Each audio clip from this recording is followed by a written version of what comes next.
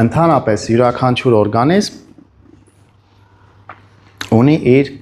էներգիայի ծախսը կալորիաների տեսքով։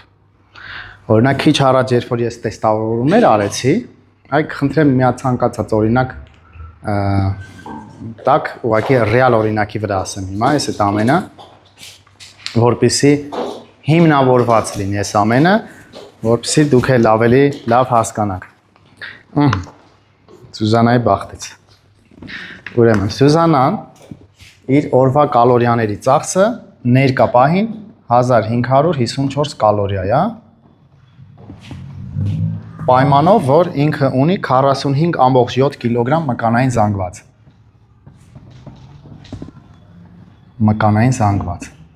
Մկանային զանգված։ Այսինքն կալորիաների այրումը ավելի շատ է, երբ որ քո մկանային զանգվածը բարձր է։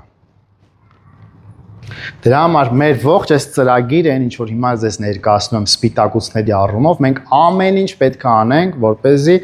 մեր մկանային զանգվածը, որը մեր ամենահարուստ ռեսուրսն է, մի գրամի կորուստ չունենանք, մի գրամի։ Ինչ են անում մեծամասնությունը։ Նիհարում են, կլինի մեր ծրագրով,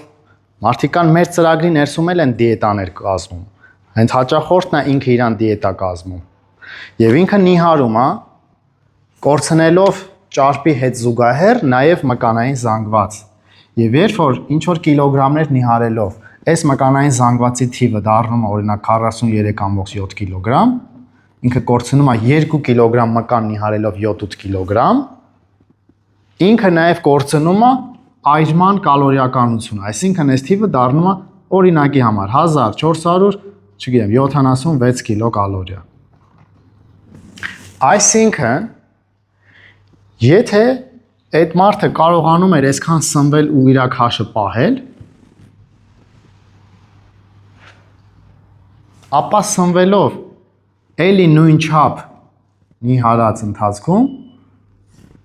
ինքը ստանում է պլյուս 90 կալորիայի ավելցուկ։ Ну 90-80։ Այսինքն իր օրգանիզմը ռեսուրսը կորցրել է այրելու կալորիա։ Ու ստացվում է մարդը նորից, երբ որ սկսեց ավելի շատ կալորիա օգտագործել, որտեղ երբ որ մկանային զանգվածը թուլանում է, մարդու մոտ նույնպես սկսում է քաղցրի հանդեպ եւ նման սնունդների հանդեպ ձգտում, ու ինքը սկսում է չարաշահել, որտեղ իր կալորիաների ռեսուրսը ոնց որ մեքենայի ձիաուժը ընկնում է թափից ընկնում է ավտոն։ Վերեբոյա ու ծախսը շատանում է։ Մարդը սկսում է ուտել, նորից սկսում է քաշ հավաքել։ Ինչի, որովհետև խնդիրը ստեղից էր գալիս։ Իր մեջ չկար սպիտակուց, այսինքն կար սպիտակուցների դեֆիցիտ։